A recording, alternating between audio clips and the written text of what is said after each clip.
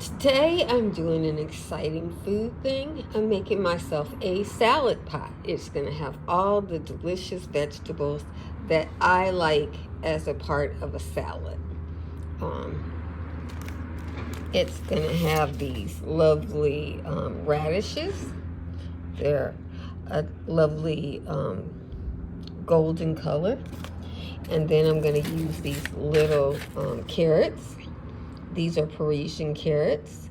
They also have wonderful flowers if you leave them. Then I'm going to use these Pasilla nano peas. And in addition to that, I'm going to put some beets in there. Oh, and I dropped one. And I'm going to put some Mystica lettuce. I also put some wheat next to the peas so that the peas will have something to climb. Then I'll have to use pea sticks. So I put my compost and some fertilizer in here. It's just garden tone. And since this fertilizer breaks down over a 2-month period, you could just keep adding it every 2 weeks during the growing season and it'll be fine. Okay, so that's all done. And now we're gonna add our veg. Using some Sonora white wheat. This wheat is short. It's only 1 to 1.5 foot tall, and it sends out new branches all the time. So it's a bush wheat, old-fashioned wheat. So you get just as much, if not more wheat, but it's not good for traditional farm harvest. This is good for the home grower because you just come and harvest some new wheat every couple days. And if you don't get it, the birds get it. It's no big deal. You catch the next one. Okay? So you can see I've planted my wheat seeds about 2 inches apart, which is great. This is going to be a 1/2 inch underneath the soil. And now I'm going to plant my pea seeds. These are short peas. These are nano peas. They're short and they are thin. So I'm going to make a row with my hand in the soil. Shove my wheat seeds down a little further there. And I'm going to just take my peas and put them in that row. I'm going to spread them out evenly. I want a pea right next to each other.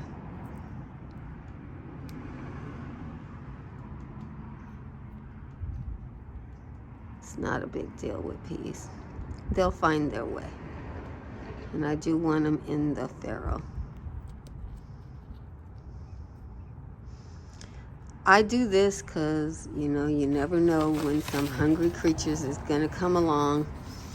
So that, just plant what I need. Don't think about anybody else. Sometimes I didn't see what selfishness leave you hungry.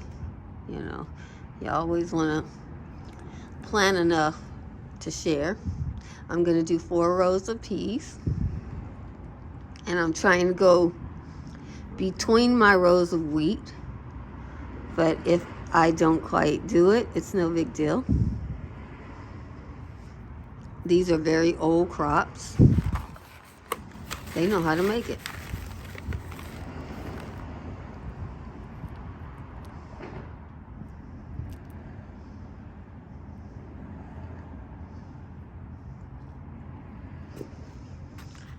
I think I'm placing them a little bit better on this second row, but they know how to find their way.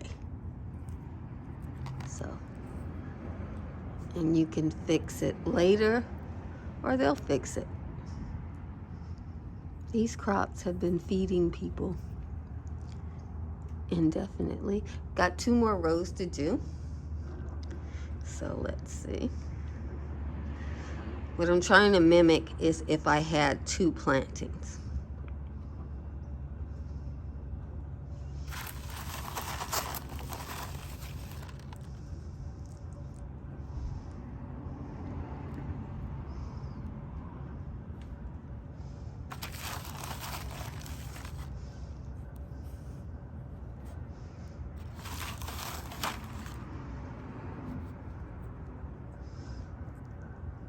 You can place this in a greenhouse to eat over the winter if you have a heated greenhouse, or if you have like a cold frame or something. All these plants are pretty tolerant of cool spring weather. So if your spring is not all that, winter cold frame might improve your diet. Poking the peas down some. Peas can take being down as far as 1 inch. Same with this particular kind of wheat. And I want one more row.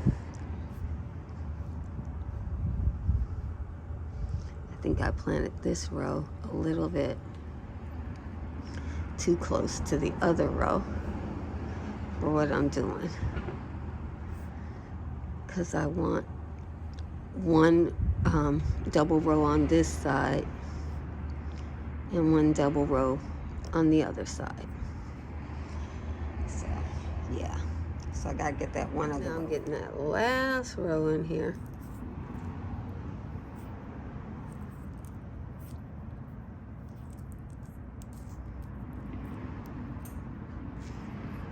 I'm planting them a little tight, but the reason for that is because I have animals that like to eat peas. And sometimes I get them all. Actually, I never get them all. So that's why I'm planting tight.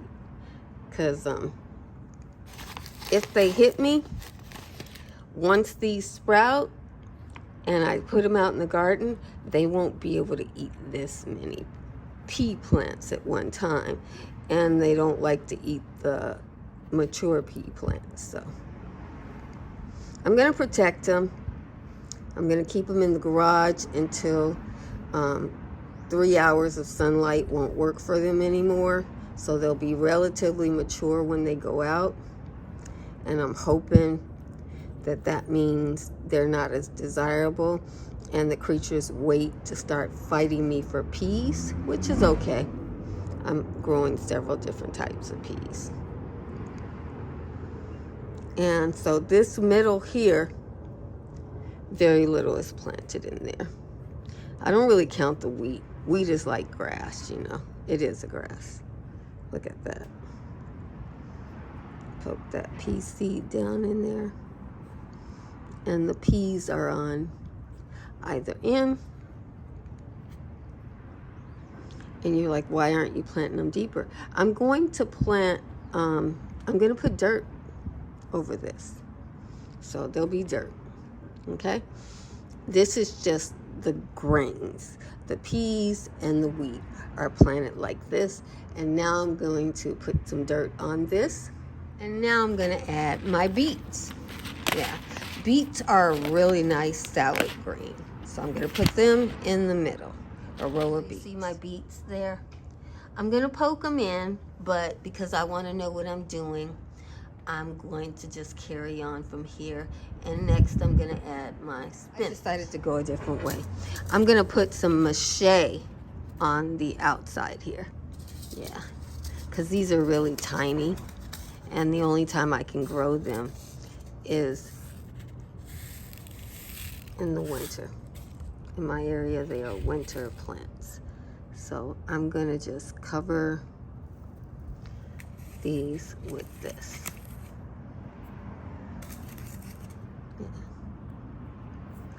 Because these are leafy greens and they can grow underneath the wheat and everything just fine. They're very shade tolerant. And they're tiny. So I'm just plopping these in. They take a long time to grow, so that's why I'm just plopping these little seedlings. And on the outside, this is lasagna growing vegetable stock. I'm gonna take some cilantro and put that in the middle of the beets and the wheat. It's a shade tolerant green. Actually herb. And you have to plant it every few weeks, so I'm always planting cilantro. Again, another herb that I grow very well in the winter, but not in the summer. So I got that. I'm hoping you can see how this is all coming together. I'm gonna put a row of spinach here. So a row of spinach. This is the only spinach that I've had success with. The Merlot is heat tolerant, but it won't grow for me in the wintertime. This will grow for me in the wintertime, and it is heat tolerant, so it'll grow for me. I can grow this spinach all year long. So this is the one I grow. So you can see I planted my spinach rather deeply because the slugs love spinach. And if one should get up there, I want him to move slowly so that the birds can see him and eat him. The birds like spinach too, but they like slugs more. So that's why I'm planting thickly, because I know what I'm up against. You know, I know this vegetable garden is attractive to more than me. So I changed and I decided to put cabbages in here. This is a Chinese cabbage. It's great for salads, and it's golden, so I think it'll look pretty. It gets about a foot tall, so I'm gonna put this in the middle of my beets along with my cilantro, because the cilantro, it'll just move about in the breeze. This, on the other hand, is gonna be filling out the pot. Now I'm gonna put this beautiful Chinese choy in here. I don't know if these two taste the same. This one is supposed to be all yellow. We'll see if mine is yellow or green. I see green leaves on there, so the outer leaves may be green. And then I'm gonna plant this one, which is, this one gets 6 to 8 inches tall in the ground. We don't know what it'll get in a pot, but I'm gonna put it in here. I'm gonna plant this space that I haven't planted anything with this purple bok choy. So that should be pretty. The gold, the green, and the purple. And I can just cut and eat these vegetables for the course of the winter. Okay, well, I normally grow my little tiny carrots in these pots, but I'm gonna try these carrots. See what happens. These carrots normally get 14 inches. This pot is about 14 inches, so that, you know, maybe I can get the carrots out of here a little sooner, or maybe they won't get that big for me. I don't know, but I figured I'd give it a try. I overlaid these carrots over the beets because carrots are slow, the beets might be finished, and the carrots will grow just fine with the cabbages. I think the cabbages will be the long haul. The peas will only grow during the winter normally, but maybe this year will be my year. But the peas will feed everybody else in the pot. And I'm gonna go buy, somebody told me blood meal is good, so I'll buy some blood meal once this gets big enough for me to put it outside, because while it's just seeds growing in the dark, I don't want it outside because I don't want my seeds eaten. Now, to make sure I have some carrots, I'm going to take the carrots that I know grow well for me, and I'm going to plant them on the outer perimeters over the spinach and different things like that. So they'll be coming up over time. Yeah, so I'll have some carrots. I don't know what will happen with these long carrots in the middle. It's just an experiment, but I need carrots. Overlay all those long-term vegetables, slower vegetables. These will take 30 days to come up, and then they'll be growing slowly. I don't know how the spinach takes a long time. The mache takes a long time. I don't know how these Asian vegetables are, but I'm gonna overlay it with some quick food. This is a Mystica salad mixed from Franchi, and I'm gonna plant this over top of these other vegetables as if they aren't there, because they're going to take a long time. And I'm going to overplant with this radish. This will be the first food I get. I'm in short days, so radishes take me 60 days. You know, they take longer for me than they do other people, but they're still going to be the first food I get out of this pot. I can eat their leaves within 20 days. So I got a handful of these various lettuces, and you're supposed to try to get them about 1 inch apart. They'll come up right away.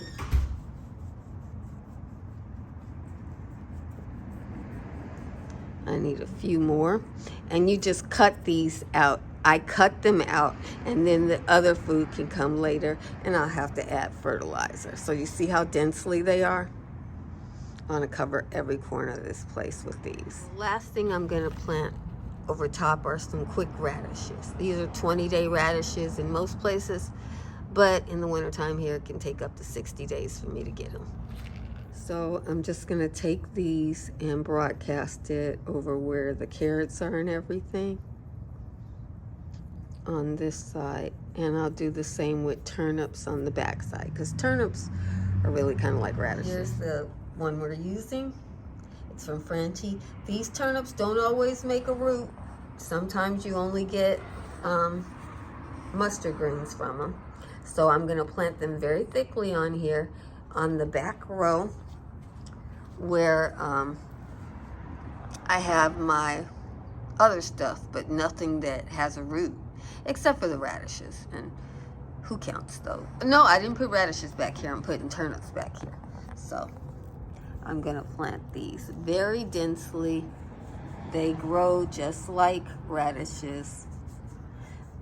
And just like radishes, they don't always make a root.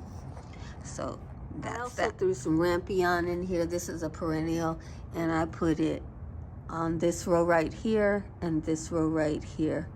I don't know how to grow it, and it's such fine seed. I didn't want to show you it.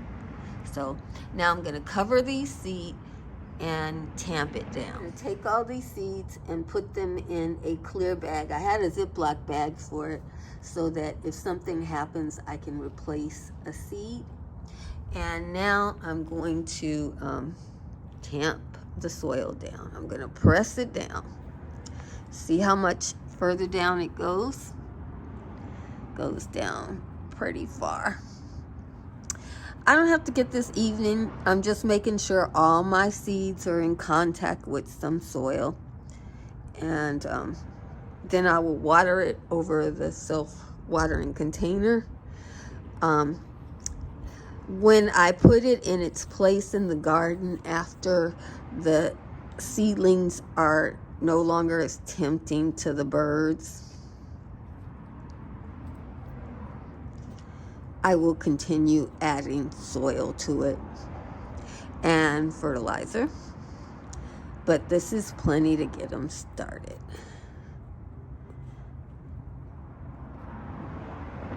See how that goes down? I only wanted it 1 inch down actually. And I'm already quite a bit down. But I don't want to take a chance of only peas coming up, so I'll just leave it at that. Peas could come up, wheat could come up 2 inches deep, but I'm not sure about the other things, so I'll just leave it. And after they come up, I'll just sprinkle them with fertilizer and soil occasionally.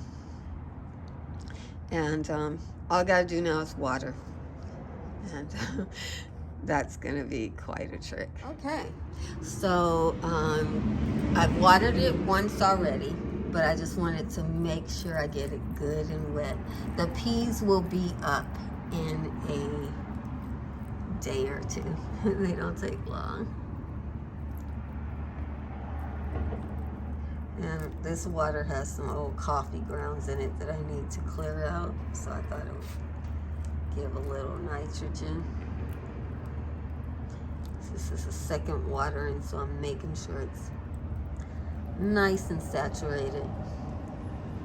And you know, I have that